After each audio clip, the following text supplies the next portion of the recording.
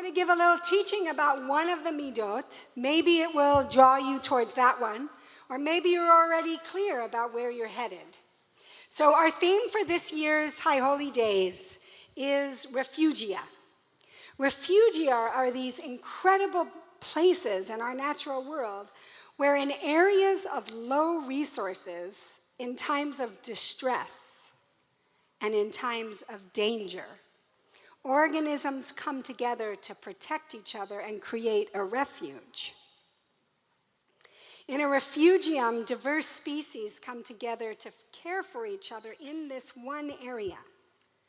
And it allows all the places in this refugia to continue to survive and to even thrive and grow.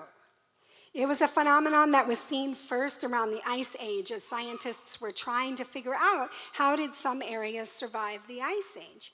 Well, they created these refuge for each other. And now in this time of human-created planetary almost disaster, please God, we can avert it, there are these places where different species of plants and animals and fungi and all the incredible diverse organisms are coming together right where they are to create refuge. And they're called climate refugia. They do this together. And organisms begin, and then others come together, creating a buffer, creating a safe place. I can imagine like what it feels when you're an organism that gets there and realizes, oh, somebody else has already gotten here and started to make it a little more safe. Well, maybe I'll stretch out and make it a little more safe for the other person. And together these organisms are coming together. It's not that there are not losses, right? Refugia are not on every single spot of every piece of earth, but they are there. And they are whispering, they are shouting to us that we can create refuge for each other, to help in their process of creating it for the earth, and for all of the species, of which we are one of those species. So throughout the service, we have been taking moments to engage in this beloved Nefesh Rosh Hashanah tradition of choosing a midah for the year. A midah is a value. It is a deep foundational value of the Jewish people. But if you look at that list, you'll see, well, these aren't just Jewish values. These are values that people all over the world share. Yes, they are. Amen, Selah. Thank God. These are values that all of us share. And it is our practice of the midot, of looking at them the way our ancestors saw them and related to them, that makes this part of our traditional practice, a midot practice. These midah are things like love, compassion, courage, faith, trust. Ahava, ometz lev, rachamim, emunah, bitachon. We say when people ask, what's nefesh? Well, it's a Jewish spiritual community on LA's east side that, all the words we say. But one of the things that we say is that nefesh is a midot-driven community. As we heard earlier, it shapes everything, our curriculum with the kids, how we think about our staff meetings, how we go into the streets when it's needed. Because the midot come to us in 4 realms, ourself, our beloveds, with our communities, and with the world. And we're always holding the midot in those places. And on Rosh Hashanah, when we have this emphasis on get clear on the foundation and the framework of our lives, on the malchut, the sovereignty, we are clear that it is through these values. Yeah.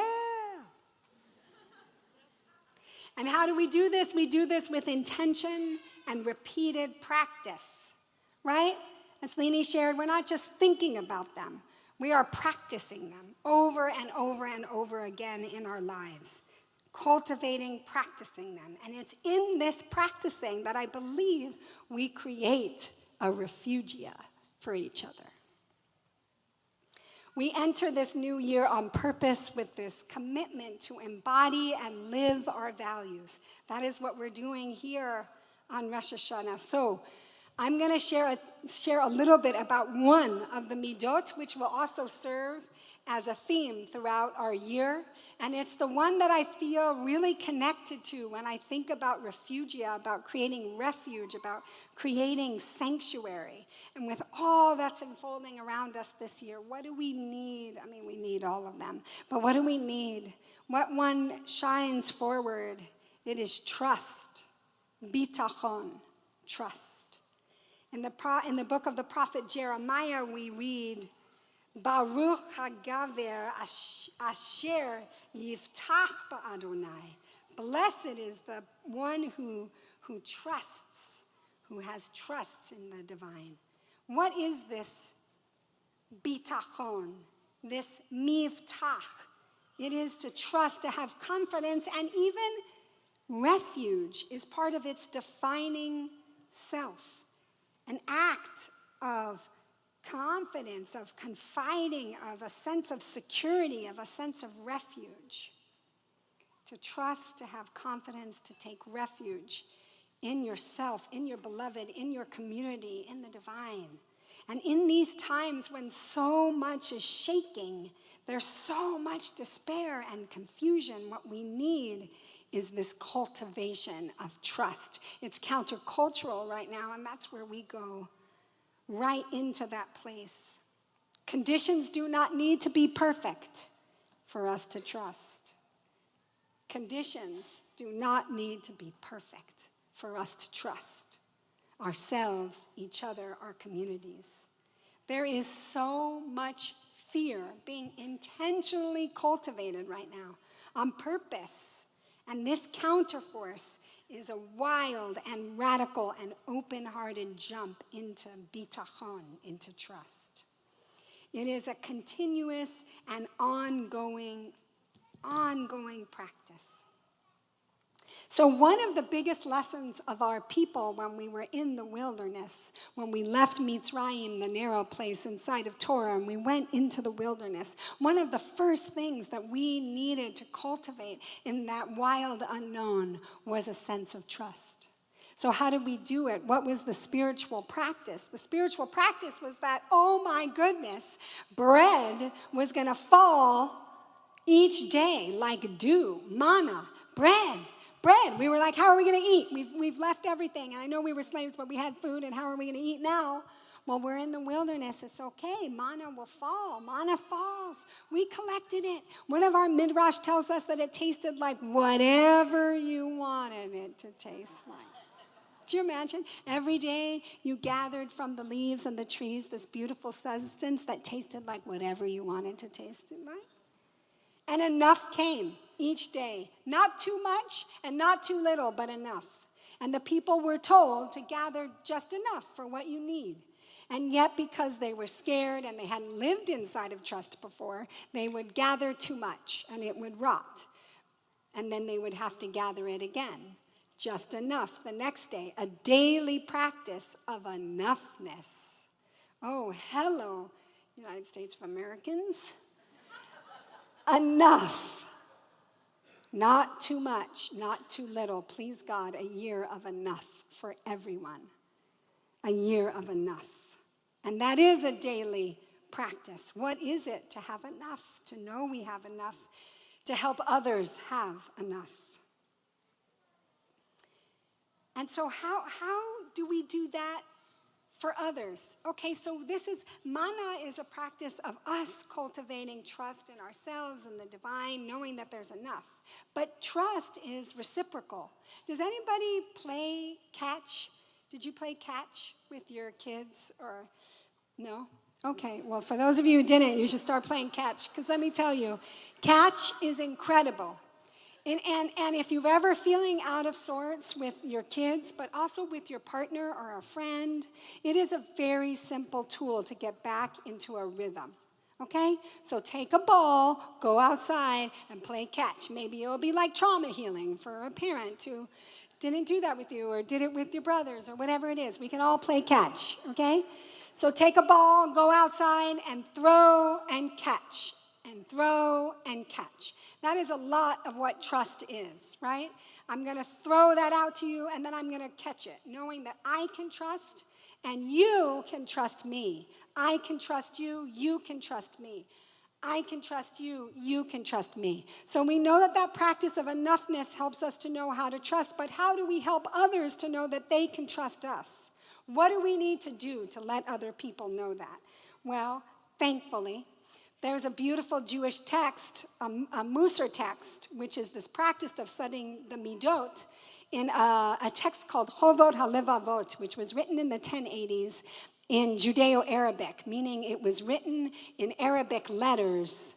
Written in Hebrew letters, but it was in Arabic. And in this text, we are told that there are many ways that we can cultivate trust, but the first thing that we need to do is to have the presence of compassion, chemla, and love. Those three things is what helps people to know they can trust us. That we have compassion, chemla, and achava. Rachamim, chemla, achava. What are those things? Compassion, chemla, and love. Okay, I'm skirting the definition of chemla. You hear that. That's because it's a difficult one. Compassion, understanding. Chemla could be understanding, often translated as pity, but a sense of empathy and understanding. Compassion, understanding, and love. Okay, first factor, we can do that. What else do we need to help people trust us? It says, do not be lazy or forgetful. And I hear that is pay attention. Tend to somebody. Pay attention, right? Pay attention. Compassion, love, and understanding, pay attention. I know that seems little, but it isn't, as we know, because we're tending to so many things. So how can somebody know that we can trust, that they can trust us? We give them our attention. And the third thing is hazak. We give strength in this. And in this, I hear that as commitment. We show up. Right? So those are the practices of helping someone to know that they can trust us. I feel for you, I give you my attention, and I will show up. I feel for you, I'll give you my attention, and I will show up. That's what we can give to each other. That's what we can give to our community. That's what we can give to the world. I feel for you, I understand you, I love you. I'm going to give attentive, I'm going to be attentive, and I'm going to show up with great strength and commitment, and I'm going to keep showing up. Thank you, Rabbi Bachya Ibn Pekuda. What a freaking amazing recipe for trust, right? Father Jamie Edwards Acton, our beloved, I don't know what the word for is, compadre in this work of trying to heal the city and take care of it, has expressed such incredible gratitude and appreciation to Nefesh for the ways that with love and with attentiveness and with commitment we have shown up for their community, St. Stephen's of Hollywood, which had 14 people taken on the first day of those raids on June 6th. We have provided meals, we have standed in support, we have looked for attorneys, and beautifully, we have surrounded the church on Sundays so that they can feel safe enough to pray. They're fine with the word patrol. I don't love it because I want a more loving word. But he's like, yeah, Rabbi Susan, it's a patrol. It's a love patrol. So we surround the neighborhoods, and we look all around so that they can feel safe and know that they're being looked after, because what they want to do is pray together. Trust creates possibilities that we didn't know were possible. So friends, what we do with the Midah is we learn about it, we come to awareness, and then we practice it. So right now, you are going to break into maybe groups of 3, maybe 4, in order to go ahead and make a commitment. And in your commitment, I want you to imagine not which Midah you're going to choose, but also like 1 or 2 ways that you can imagine practicing it. And we, throughout the year at Nefesh, are going to support you in cultivating your practices. And I just want to share here, just to inspire you, a couple of practices that folks in our community who've been practicing Bitachon have done. The first person who shared with me said they have a couple of simple chants that they use, like Ozi V'zim Radyah, which is my strength balanced with the song of God will be my salvation. Or another one Shaviti babet Adonai, I place myself in your care.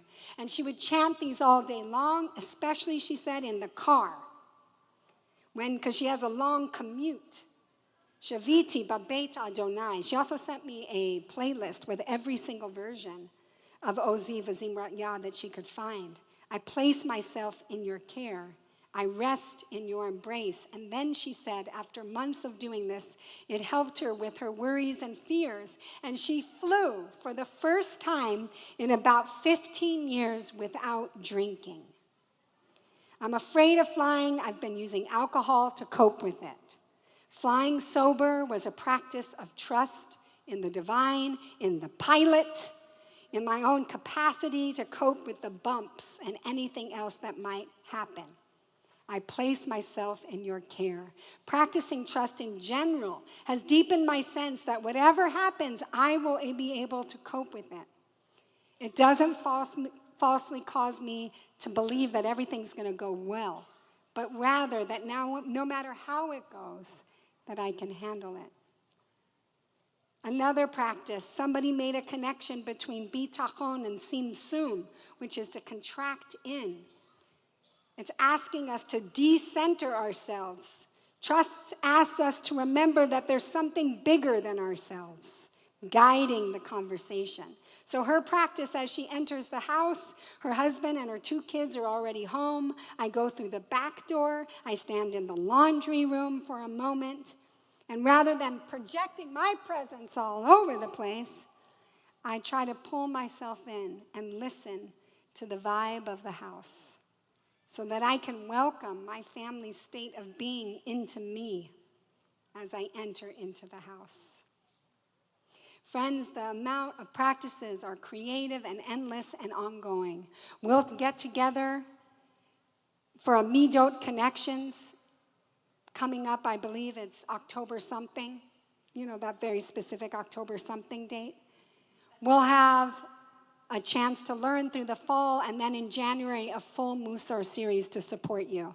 But the step now is for you to turn to maybe 3, maybe 4 people and choose your midah for the year.